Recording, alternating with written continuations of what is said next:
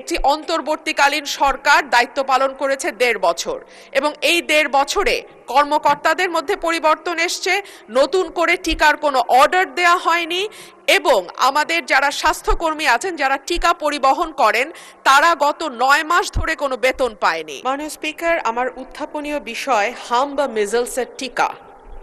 মাননীয় মন্ত্রী, আমরা এখন ২০৩০ সালের মধ্যে টেকসই উন্নয়ন লক্ষ্যমাত্রা এসডিজি অর্জনের পথে হাঁটছি। তখন হাম বা মিজলস ভাইরাসের পুনরায় প্রাদুর্ভাব আমাদের সেই লক্ষ্য অর্জনকে বড় ধরনের প্রশ্নের মুখে দাঁড় করিয়েছে। গবেষণায় দেখা গেছে হাম কেবল একটি ভাইরাস নয়, এটি একটি ইমিউন অ্যামনেশিয়া তৈরি করে, অর্থাৎ একবার হাম আক্রান্ত হলে শিশুর শরীরের রোগ প্রতিরোধ ক্ষমতা বছরের পর বছর দুর্বল থাকে, যার ফলে সে অন্য কোনো সাধারণ রোগেও মারা যেতে পারে। মাননীয় মন্ত্রী, আমি তথ্যের ভিত্তিতে কিছু বিষয় আপনার সামনে তুলে ধরতে চাই। টিকা গ্রহণ বনাম বাস্তবতা।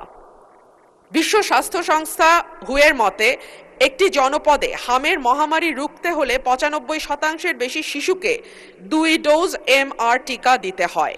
কিন্তু করোনা পরবর্তী সময়ে আমাদের নিয়মিত টিকাদান কর্মসূচিতে যে গ্যাপ তৈরি হয়েছে, তার সুযোগ নিচ্ছে এই ভাইরাস। শুধু তাই নয় মাননীয় স্পিকার, আমাদের এর মধ্যে একটি অন্তর্বর্তীকালীন সরকার দায়িত্ব পালন করেছে ১.৫ বছর এবং এই ১.৫ বছরে কর্মকর্তাদের মধ্যে পরিবর্তন এসছে, নতুন করে টিকার কোনো অর্ডার দেয়া হয়নি এবং আমাদের যারা স্বাস্থ্যকর্মী আছেন, যারা টিকা পরিবহন করেন, তারা গত ৯ মাস ধরে কোনো বেতন পায়নি।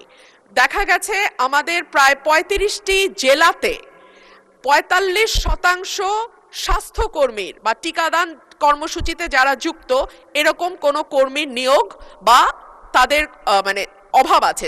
প্রায় লিলি আল্ট্রাসফট সিরাম জেল, যা গভীর থেকে স্কিনে দেয় ৩ গুণ সিরাম হাইড্রেশন। সিরাম জেল হাইড্রেশনে ব্রাইট থাকো সব সিজনে। অর্ধেক জেলাতেই আমাদের এই সংক্রান্ত স্বাস্থ্যকর্মীর অভাব আছে। সেই সব কিছু মিলিয়েই আজকে এই হামের ভয়াবহতা। আন্তর্জাতিক সতর্কতা বলছে, সম্প্রতি ইউনিসেফ এবং WHO সতর্ক করেছে বিশ্বজুড়ে হামের সংক্রমণ ৭৯% বৃদ্ধি পেয়েছে। বাংলাদেশেও তার ঢেউ এসছে, বিশেষ করে ঢাকা এবং তার পার্শ্ববর্তী এলাকা এবং ঘনবসতিপূর্ণ শহরের বস্তিগুলো, যেখানে একটা ঘরে অনেক বেশি সংখ্যক লোক থাকে এবং একটা ঘরের সঙ্গে আরেকটা ঘরের কোনো দূরত্বই নাই।